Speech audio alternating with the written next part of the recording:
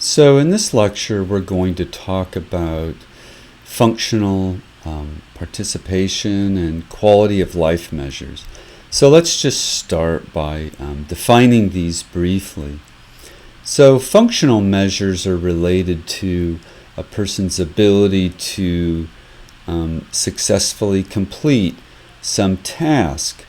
Now we might think that that would be related to a measurement of impairment. Okay, so an example of a measurement of impairment would be a score on a naming test. For example, the Boston naming test, which is typically given to people with aphasia, includes 65 pictured objects from common to less common, and people simply have to name the pictured objects. And so a person who gets 60 out of 65 right is less impaired than a person who only gets 10 out of 60 correct. But impairments don't always explain how well people actually do in more real-world, real-life situations. Some people are, even without our training or with training, very adept at using the residual skills they have to, let's say, talk about a certain topic or hold a conversation about a topic. So we can have one person who has a moderate impairment in naming ability, who really does not do very well successfully holding a conversation about politics with somebody. Whereas another person with the same scores on an impairment-based test does quite well. That person may be better at circumlocuting. They may be better at giving their conversational partners clues about what they're thinking. They may bring in gestures, etc., etc. So function and impairment are certainly related, but they're not always wed to each other. Participation measures aren't about whether a person is successful or not at engaging in activity. It simply describes whether or not a person does engage in an activity or not.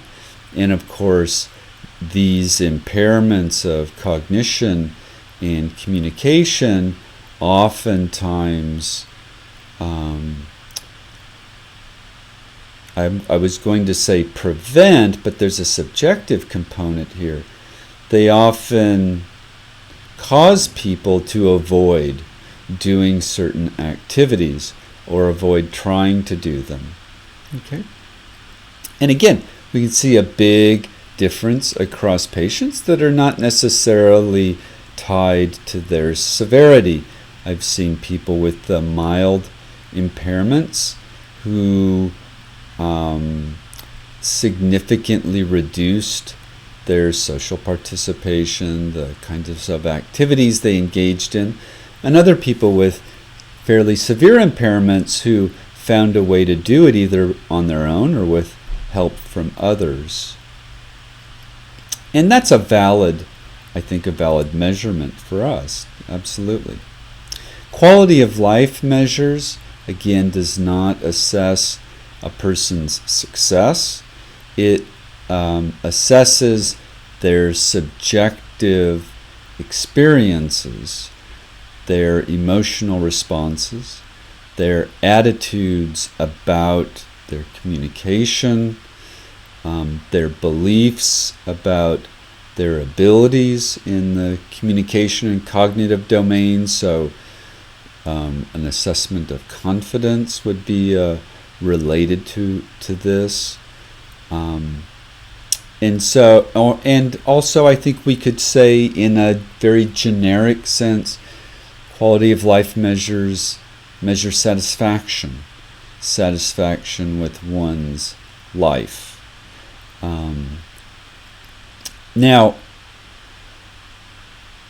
in general, in my experience, and we're going to briefly go over some formal measures in each of these domains, In my experience, aside from a few exceptions, practicing speech pathologists don't use these instruments very much, although I think that they pay a lot of attention to these different kinds of measurement in an informal way.